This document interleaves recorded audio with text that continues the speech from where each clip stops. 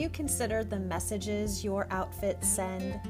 What do you think your clothes say about you? See, style is about the clothes, but it's not really about the clothes. Every day you make choices about what you're going to wear, but what are you communicating? Welcome to Above and Beyond Style. I'm your host, Maria DiLorenzo, and in 2019, I founded MFD Style, where I provide a unique, intuitive approach to personal styling for those ready to embrace a more meaningful look. With this podcast, I'll uncover key elements of where spirituality, psychology, and style intersect, revealing how you can make intentional wardrobe choices that reflect who you really are. So let me ask you, are you ready to transform into your authentic self? Then it's time. Come with me on this journey, and together we'll take your style above and beyond style.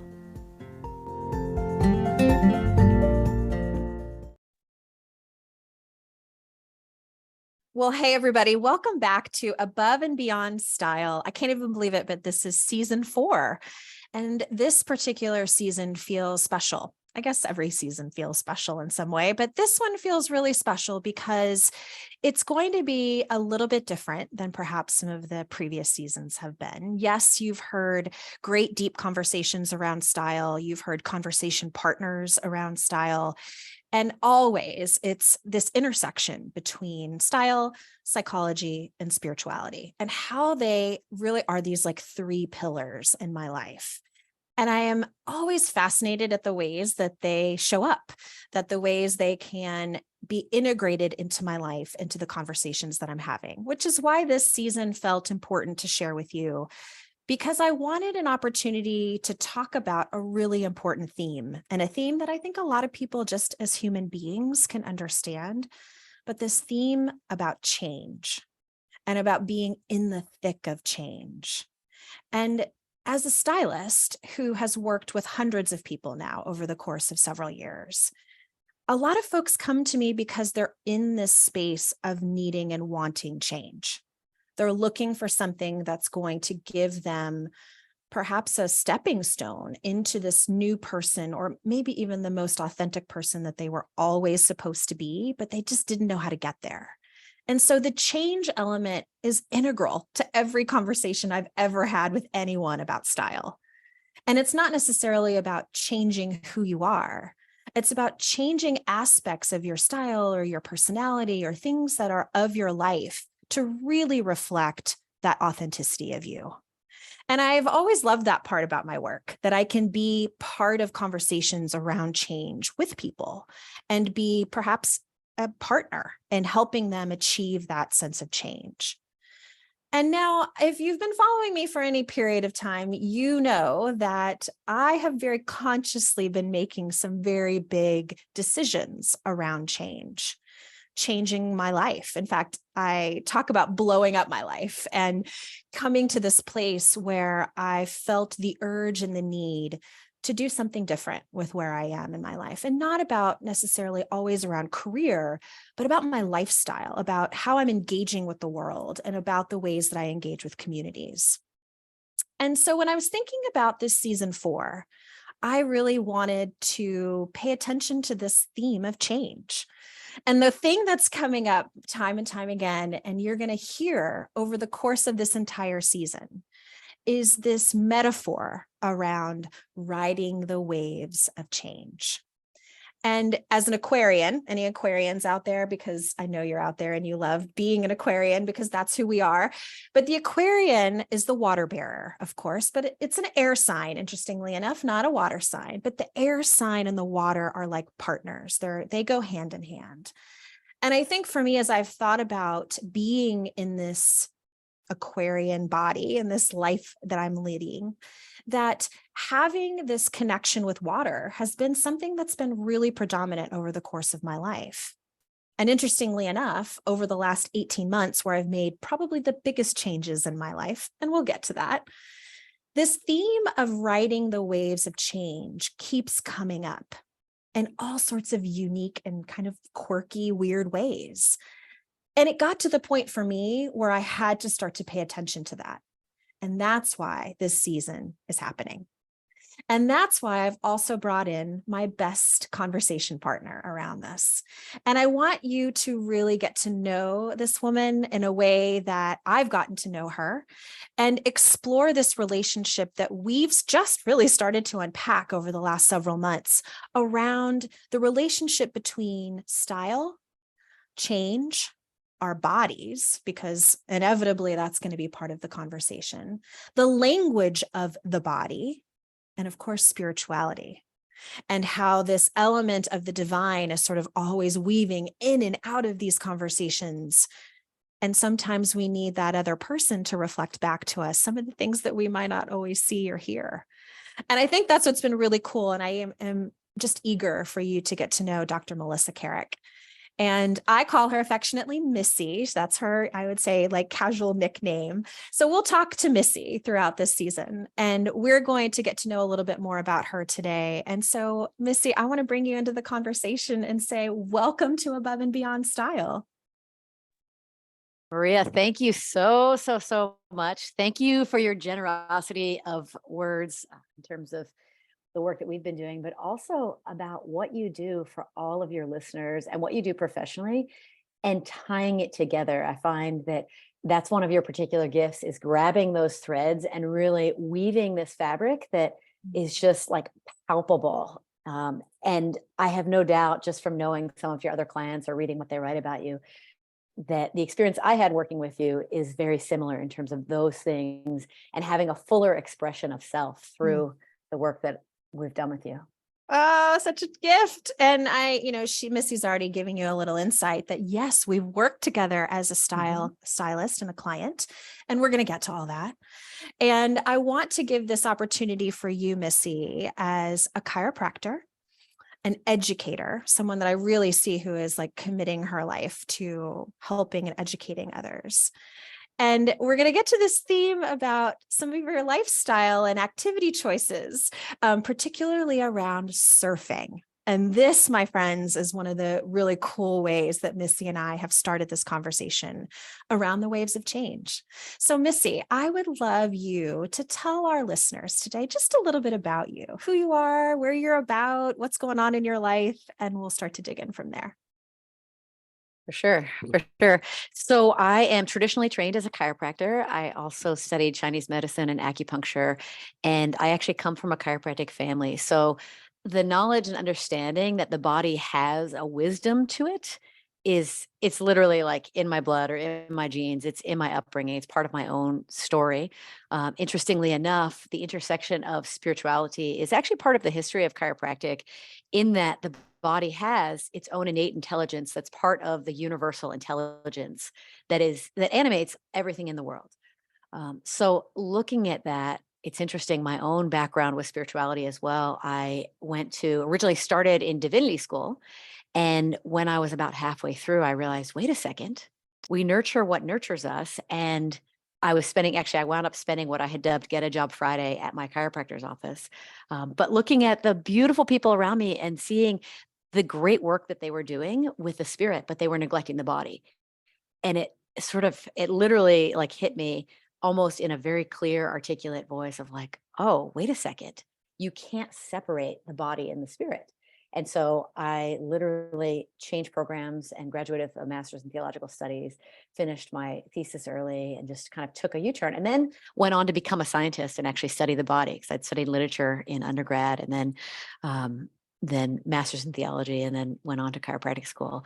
So I love what I do. And some of the techniques I do in my clinic actually bring that mind and body element together and looking at the whole person. And Maria, just in terms of what you do with people, that transformation, or I like to use the word evolution, because we're constantly, in the ideal way, we're trying to evolve into our most full self.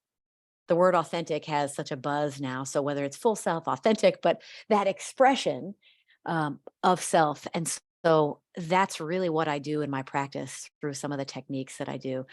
I actually, and you alluded to this, I am a almost lifelong surfer. So my parents actually were surfers, and I can literally remember where I was. We all have these crystallized moments. sometimes where we have this memory, you can remember exactly where you were, what the smell was, what it was like.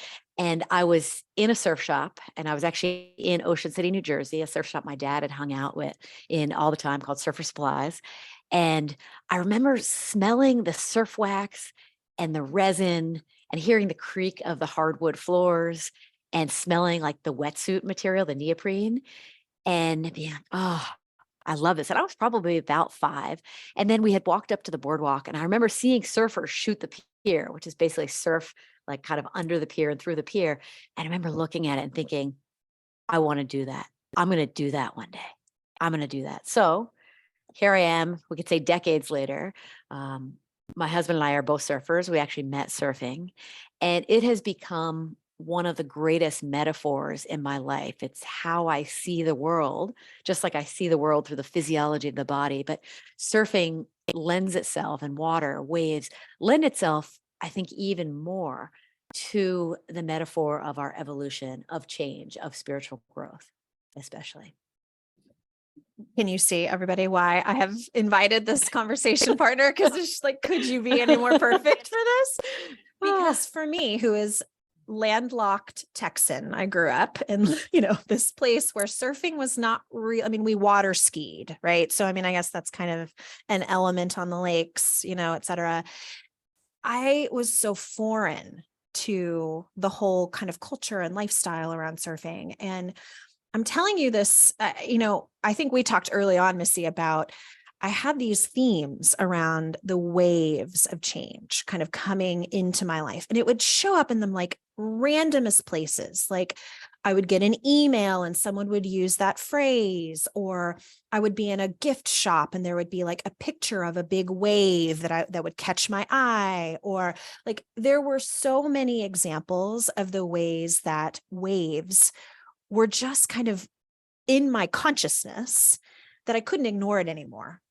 And I started to really think about this concept of like, I love the ocean. I'm somebody who, even though I'm fair skinned and I get burned in a hot second, I really enjoy the concept of being near the ocean, because for anybody that has spent time there, there's like a hypnotic sort of element to it. Like it kind of lures you in, and there's a rhythm and a pacing to it because of the way the waves and the tides come in, right?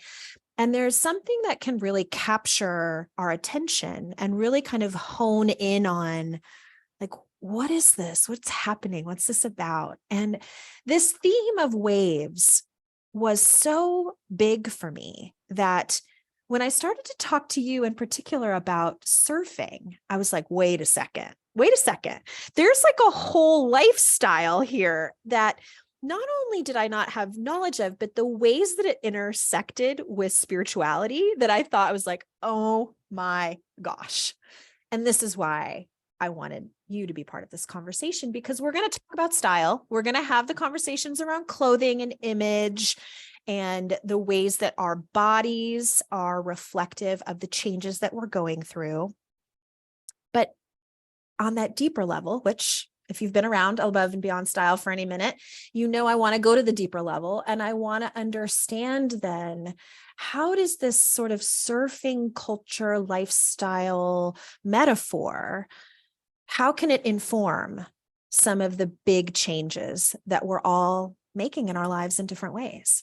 So when I approached you with this, I'm curious, Missy, when I approached you with this, like, hey, would you join me on the podcast for this conversation? I'd love to know, what were you thinking? What struck you about this intersection? Well, first of all, full body, yes. Like, yes, that'd be great. I would love to do that. Especially because I find we're natural conversation partners, and we're at a similar intersection of our life in terms of consciously choosing to embrace the uncertainty and the change. And that's what the ocean is. It's this constant. I mean, there's all sorts of models that predicts the waves and looks, but there's all these factors that are involved. So we're both at that similar intersection. So I was definitely, yeah, this could be really interesting. And the chance to talk about one of my favorite topics in terms of surfing in the ocean. And we've talked about our bodies. So it just seemed naturally right. The other piece of that is my growing interest in style that has been there for a while and is sort of this outlier in terms of my own personality. And it's really, I've been able to embrace it. So it just sounded so exciting and fun. That was, I so appreciate that feedback, because the energy around this, I think, I'm hoping you can hear this just in our voices, that we felt really passionately about digging into some of these topics. And one of the cool things about, I think, our connection and our relationship was that we came at it with a lot of different conceptual strategies, ideas, concepts that were out there that inform some of the ways that we have been living our lives, some of the ways that I'm quite certain that you are educating your clients and supporting your clients. And so some of those themes I want to just highlight. We're not going to dig too deep into these themes, but I want you to know we're going to talk about some of this stuff throughout this season, and I want you to get familiar with it from our perspective. For one, for me, I already talked about being an Aquarian. Astrology for me has been a really interesting place to understand my humanity and to really understand sort of some of the things and the ways that I operate and some of the things I'm inclined to do. And it really can sort of lead into other aspects around personality tests and characteristics that I'm sure many of you have heard of. I'll talk a little bit more about astrology. I'll talk a little bit more about, if any of you are familiar with Gallup and Strength Finder. It's a tool that is used a lot, I think, in education predominantly, which is my background in particular. And it gives us a language around strengths and talents and sort of how we operate. And Missy and I started to kind of overlap then when we started to talk about some of the other kind of structures or strategies that are out there. We're going to talk about the Enneagram, which I don't know how many of you know about the Enneagram. I won't dig in too deeply into that yet, but it's another one of those kind of characteristic conceptual things that teach us more about our behaviors and our preferences and how we operate in the world. And then a concept that I'm less familiar with, but definitely more in Missy's wheelhouse, is around human design. And this is a concept and something that I've really just started to dabble in, and I'm going to learn alongside you as Missy and I use some of these topics. And we're going to use all of these different frameworks to talk about this theme around waves of change and the ways that it informs us. And so, Missy, when you hear about these concepts, I'm curious sort of your reactions or the things that you're really excited to kind of dig into and deepen with our listeners. Yeah. I mean, it's all so interesting because really it's about that human transformation and the human evolution. And so there's so many tools to use. And in my own life, the Enneagram or the Enneagram, however people say it different ways, right?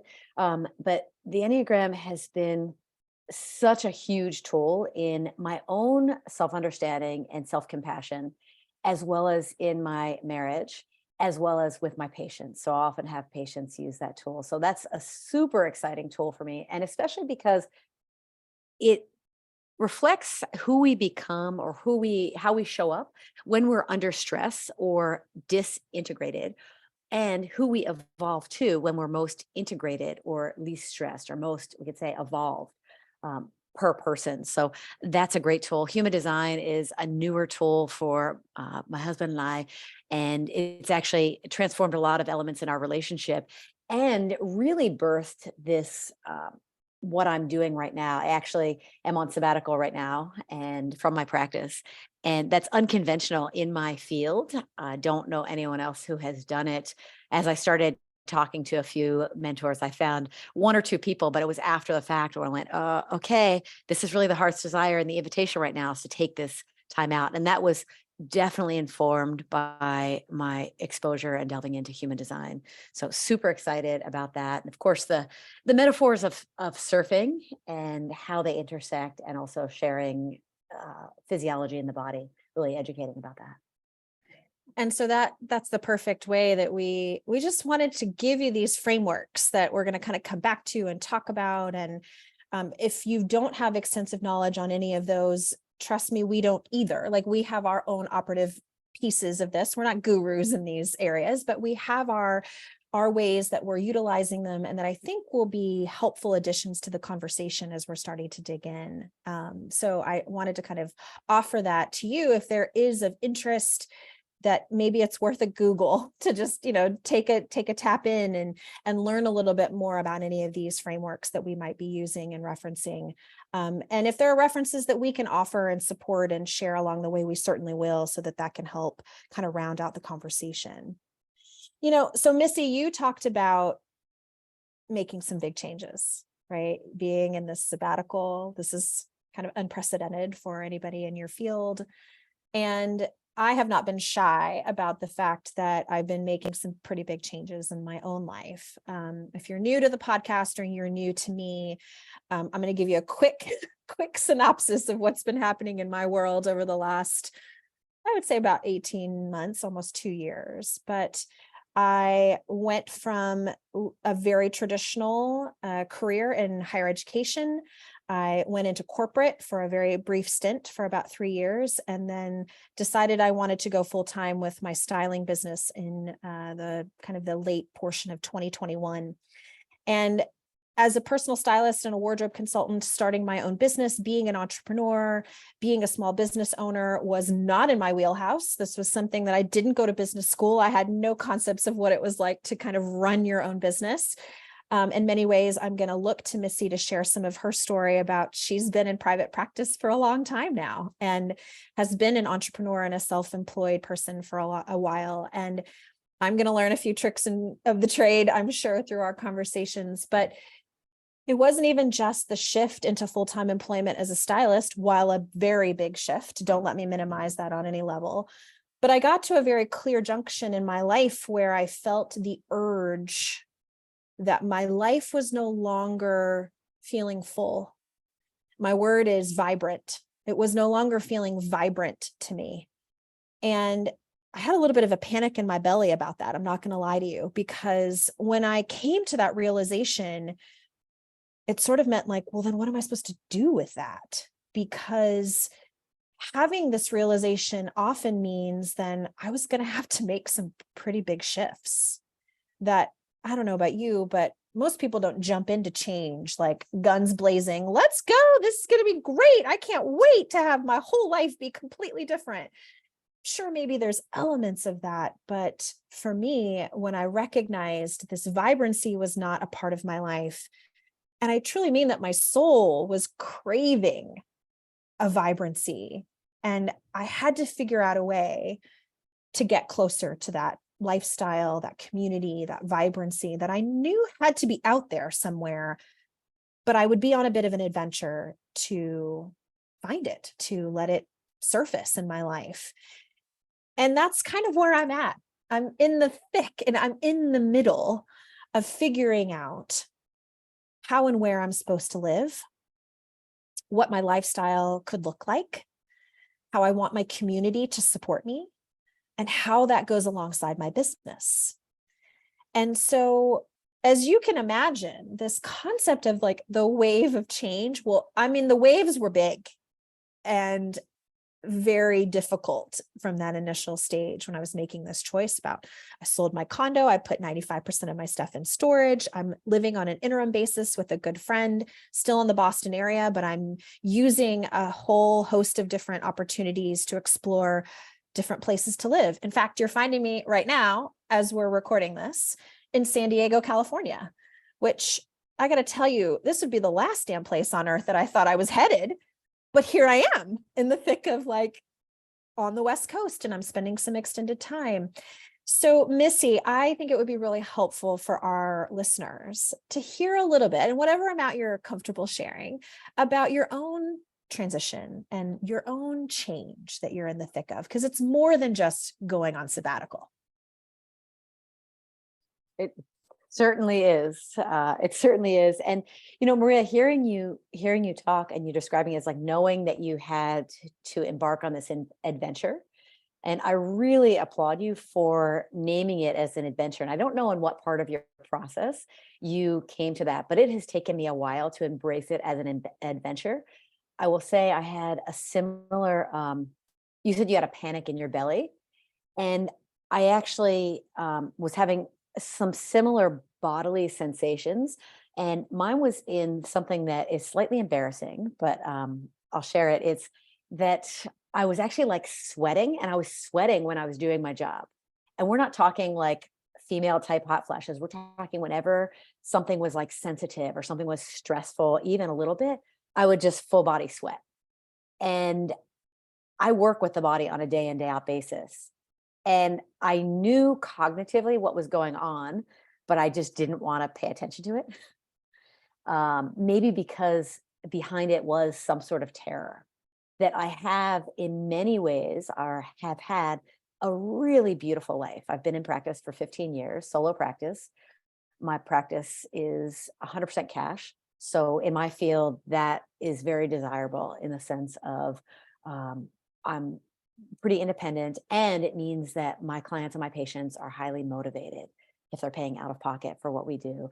So I've had a waiting list practice for, oh my gosh, several years.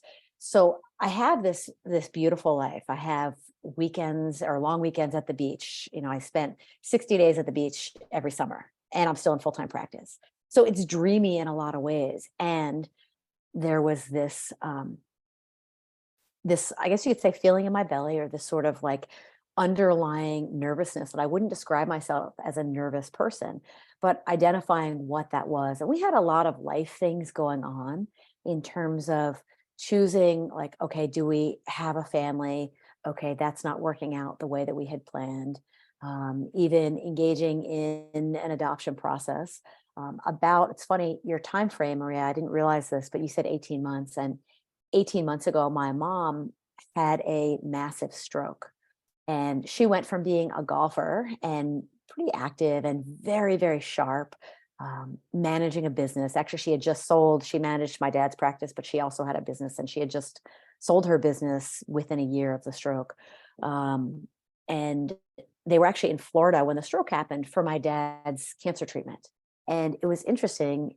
They don't live in Florida. They were down there for specialized treatment, and that was going well. But there was this growing feeling inside of me of, wait a second, like, okay, they waited to retire or semi-retire, and then they had all these plans. And they had lived a really good life and a full life, and they traveled and did a lot. But definitely my mom's stroke, when that happened, it gave me pause to think about, like, whoa, am I really living the life that I want to live right now? On paper, it checks the boxes, and I've never done things logically on paper. Like, I've not made my life choices in that way. But looking at it, okay, I have all these great things, and dot, dot, dot. There's still like the vibrancy or the something is just not right. And I'm growing into learning that some of it was pace, some of it was lifestyle that no longer matched up to the values that I maybe were always there for me, but that had become more crystallized through just living and being now in my 40s and going, oh, okay, what do I want my life to be about? So definitely my mom's health crisis um, gave an added incentive, and knowing we had a couple of other life things going on, and it was interesting to notice when those stack on top of each other that we often need a pause, and physiologically we need that pause. And most people have heard of fight or flight, or you're in rest and digest or rest and restore. And I was noticing that I talk with patients all day long, every day about that. I educate about that. And a lot of my patients make those shifts. And I've tried to live my own life that way, but I was realizing that with everything that was going on and the sweats that were happening and the disrupted sleep, going, oh, wait a second. The invitation here is to take a bigger pause and to take that time to reset in terms of sabbatical. And I like to think about sabbatical coming from Sabbath, right? That it's every 7 years or every 7 days. And then I started looking around and looking at the academic world, looking at a lot of times the priesthood or ordered priests, that there's sabbaticals in that area as a time of refreshment, restoring, and to take stock of what's really happening. It's interesting, though, to notice that process has been way different than I envisioned on paper, how it's unfolded and unraveled. So I'm happy at some point to talk more about that, or whenever you feel appropriate. Thank you for that. I am so honored to hear those parts of your story and for you to share those parts of the story, because I think it's important that our listeners know that we're coming into this with a certain level of awareness and um, consciousness around the privilege of doing what we're doing. And I want to name this early in our conversations, because I do recognize that from an outsider's perspective. Now, I am single. I do not have children. My family is at a distance, so I'm, responsible in and of myself. And so because of that, that allows me to make some choices and decisions with very little impact to other people and their lifestyle and choices. And that is a bit of a luxury to do. I'm curious if you could talk a little bit about that from your perspective as well. Yeah, for sure. Thank you for adding that. I know that's something that we've talked about ahead of time too, of it's in many ways, it is a luxury to be able to do what we're doing and reset life. It's a lot harder when you have children and when you have your life that is set up and you've got bills to pay, mouths to feed, and knowing that we all have different invitations. So looking at it as, okay, I'm married and I have a husband who is actually part of my business, and he has, or our business, and he has his own smaller business, but that we can do other things. Being self-employed, I don't have to apply for a leave of absence. Now, there is the flip side for both of that. The good news is I'm self-employed. The bad news is I'm self-employed. So this time I am going without an income, but I'm not uprooting my family. I'm not, going, okay, wait, I have to make sure that, how are we going to do this? I don't know. But I'd like to think that in our conversation and sharing this, that there's nuggets, and I did say nugget, but that there's nuggets, or there's some identifying rather than comparing like, oh, that's frivolous. There's some identifying of how can we each hit pause in a smaller area of our life? How can we choose to just step back and take that moment of refreshment, or to continue the reflection in our life of, are we living the way that we're living, and where is it that I can reset? My very good friend Lisa, who you have met, and maybe she'll be on a conversation with us at some point, who knows? But Lisa was one of the first people to help me sort of reframe this privilege that I was feeling maybe a little guilty about in some ways, because I'm like, I get it. Not everybody can sell their house, and I made a good profit on my house so that it's allowing me to live comfortably with the income that I'm making from my style business. But to your point, that I work for myself, so I am able to do my work wherever I am. I am able to have virtual connections with my clients in spite of not being in the Boston area where I have my predominant number of clients. And so there's an amount of access and privilege that I have that not everybody has. And I think in some ways I was feeling anxious about how do I have conversations about these things without feeling as if I'm different.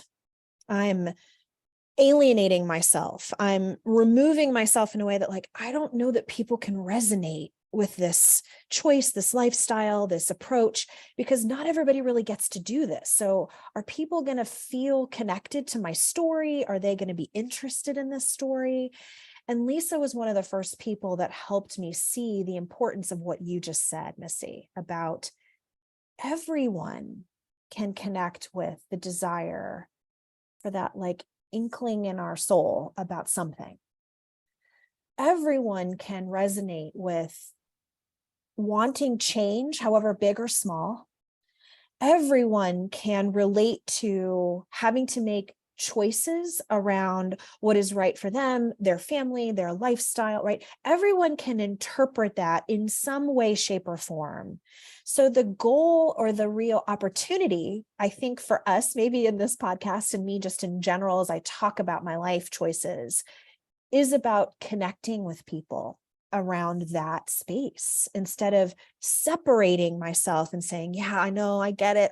Not everybody can do what I'm doing in the way that I'm doing it. So, but everyone has an invitation to try to go into something that is unknown, unsettling, new. Talk about this ad nauseum with my style clients. Like, I get it. You've not done this before. You've not looked at yourself this way. You've not experimented with clothes or your style or your feeling, your body. All of this is new. So we all have these invitations. And you and I just happen to be kind of in the thick of accepting our invitations. And I think that's what it's going to be really rich for our conversation, to share some of these lessons along the way. Yeah. Yeah, for sure. Thank you for encapsulating that and really restating it. And I would just add, it is the invitation. And what's interesting, both you and I share something that I think is actually a common human phenomenon. And that is, okay, we're doing this thing and it's a little bit unconventional. And looking at, well, is this going to separate me from other people? How am I going to do that? And I think every human, and I would even say, especially women, we all have moments where we're going, this is the unconventional thing to do, but it feels right. And the encouragement, I guess, from our own experience of, for me and for you, we both got curious about what was that feeling inside. Like, we got curious. Whoa, what is that saying? What is that? And then we listened and had the invitation. And in different ways, I think we both struggled or had to reconcile, would be a better way of putting it, reconcile our choice that we're making without justifying it. And I think that, if anything, is evolving into like a grown-ass woman who is like, okay, I'm making this choice and maybe it doesn't make sense to other people. And like, where's your choice? But more like, and I'm still doing it anyway. For me, the justification, this is great. My dad and I are very close. And when I talked to him about sabbatical, and he was is a chiropractor, and he had a more traditional practice, well, non-traditional, but he was, brick and mortar, same practice, same location for 40 some years, and different generation, but served like multiple generations of families. So when I told him that I was, really, okay, I'm going to do it, Dad, I'm thinking about a sabbatical, he came back to me the next conversation and he said, I've always trusted you to make really good choices, and you got a good head on your shoulder. You always do make really great choices. So, I think this sabbatical thing is a really good idea. I think it's the right thing for you. I mean, it's the craziest idea I've ever heard, but and it was, if anything, that was like him giving me the thumbs up. And not that I needed that, but I did notice my own tendency to want to justify my choice, that this is not just me having fun and going on, a 12-week surf trip or however long it is. Like, I'm not just going, cool, see you later. It's building the time in. It's actually, okay, how can I nurture and care for myself? And that it is not glamorous a lot of the time. It is not glamorous at all when you're going, wait a second, I'm used to being in one location from 8:30 to 6:30 at night. I'm used to having a purpose outside of myself, that I can go and distract myself from my thoughts by being of service to other people. So in some ways it seems very glamorous, and in some ways it is a luxury, and it is like rolling up the sleeves sometimes. And I describe it, though, this phrase came to mind. I've been describing it as a soul imperative, that literally it was something that my soul was like, no, you have to do this. And it got louder and louder. And I think that there comes a moment, just in working with people, I've observed this, where we do have these soul imperatives, and it is imperative to follow that. Oh, I just love everything you just said, because there's so much truth to the judgment and the resistance within ourselves about the choices we're making, and wanting, I think this is a human thing, like wanting to belong and to be accepted, and to have other people validate that, like, good for you, you're making good choices, right? And recognizing that so much of this journey, and maybe those of you listening in, you can resonate with this, but like sometimes other people aren't going to get it. And I've had to come to this clarity about, I heard this from, I can't remember where it was from. It was from either a podcast or a book I read or something about having linear expectations for non-linear lives. I'm going to say that again, like Brene Brown. Linear expectations for non-linear lives. And to me, it was like, ding, ding, ding, ding, ding. These linear expectations that, again, there's no like right or wrong around the linear expectation. That wasn't the judgment. It was that I'm living this non-linear life and I'm somehow using these linear expectations to decide if it's like going right or wrong, or if I'm in the right direction. And I'm like, wait a second here. And so I so resonate with you about that. Like, I'm a grown-up. I can like make these choices for myself. And I don't even know that they're always the right ones. It's about this evolutionary process. I love that you use that word early on, that my soul is evolving through this human experience that we're on. And there are going to be things that are going to be just for me and just for you based on what our souls need out of this human experience. And so when I talk to my style clients, there's a lot of this kind of conversation too about, this is not about getting you to dress like me. This is about us learning your language of style, your expression of style, your belief system around style, and interpreting it in a way that feels like you, so that you get to go live this life that is like you. Like there's only one of you on this planet. So like, go be you. And if I can help you craft that, move it around, tweak it, do whatever is needed to help you get super clear about what the you is, that, my friend, is like, I think that's what I've been put on the planet for at this moment. And in other ways that I can be of service to other people, I've noticed that I also deserve to do that for myself, not just about my style, because I'm constantly in touch with my style descriptors, like the things that are of me, but it's gotten bigger. And I think that's why this season feels like the umbrella just got real big about how we're going to talk about style, psychology, spirituality, neurophysiology. We're going to really dig into the body, the language of the body, surfing. Like, I feel if this feels like a real random assortment, a motley crew of topics, then I want you to hear, and hopefully you will come to see and know that Missy and I feel like there's so many connections here that are bringing us back to this trust that we're doing some extraordinary things. Not everybody does what we do. We each have our own lane for how we're kind of living out our life.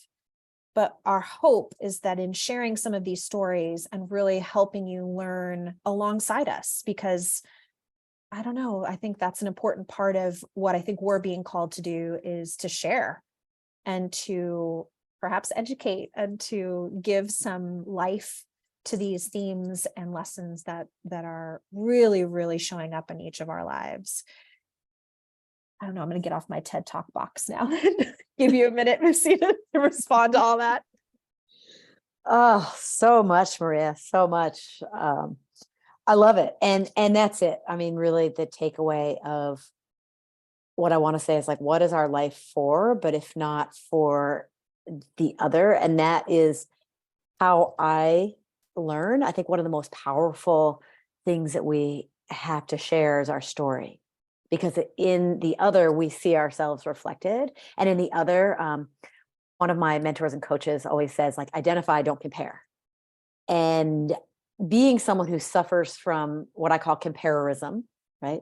Where I'm like holding myself hostage, comparing myself to other people, it's growing into that, like, oh, this is like what I do. This is how I do it. But if I can share that, and if it can be helpful for another person who's looking to make a leap, or another person who is like working out something unconventional or trying to listen to the soul imperative, but it's sharing that story. And And that is always what I want from other people. I mean, one of my favorite activities is sitting around like the family, and as the Hawaiians say, talking story, right? It's like talking story, and you're telling stories. And from that, like learning about what's the different options or different ways of doing it. And I think this translates sometimes to,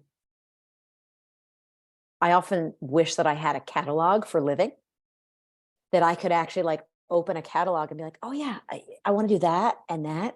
And I want to page through and just like flip through it and go, okay, how can I curate, and not curate in the restricted sense, but more curate, like choose the experiences and choose how I want to live. So it's in hearing other people and getting that reflection that I learn. And I'm hoping that if my own experience can be helpful for other people, then great. That's awesome. It gives it another purpose that is a purpose beyond myself, and finding really what's this next thing for me.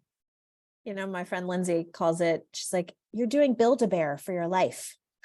Oh, yes. You're picking, right? Like, I want this hat and this outfit, and you know what? I don't know. I've never done Build-A-Bear, so I'm really not equipped to really go through that metaphor. But the idea of like picking and choosing and really honing into these characteristics of your life and your choices to build this life that feels more like you.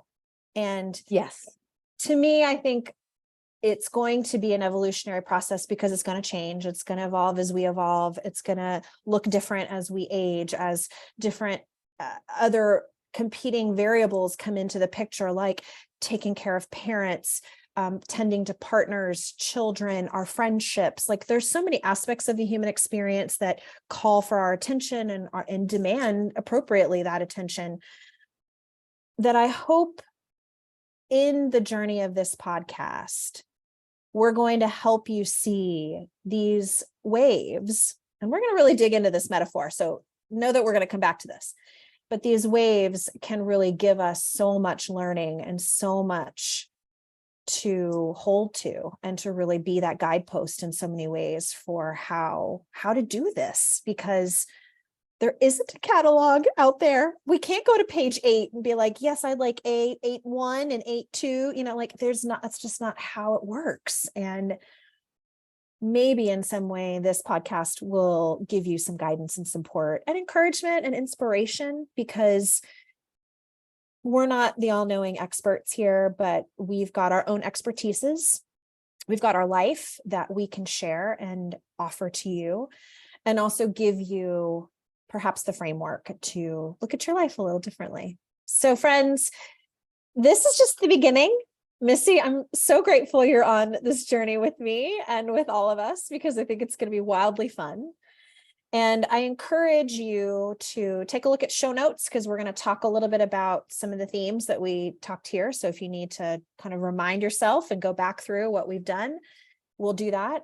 Certainly share both of our contact information and all the ways that you could be in communication with us, because we'd love to hear and know more about what sort of things has this sparked for you, and that might inform some of our conversations going forward as well. But Missy, thank you for today's episode.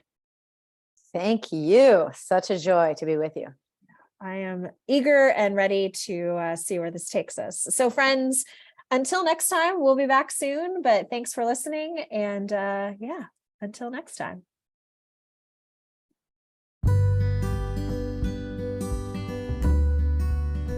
Thanks so much for listening today. If you enjoyed what you've heard, I would appreciate you taking the time to leave a review on the podcasting platform you're using, and share this episode with others who you think might really enjoy these conversations about personal style.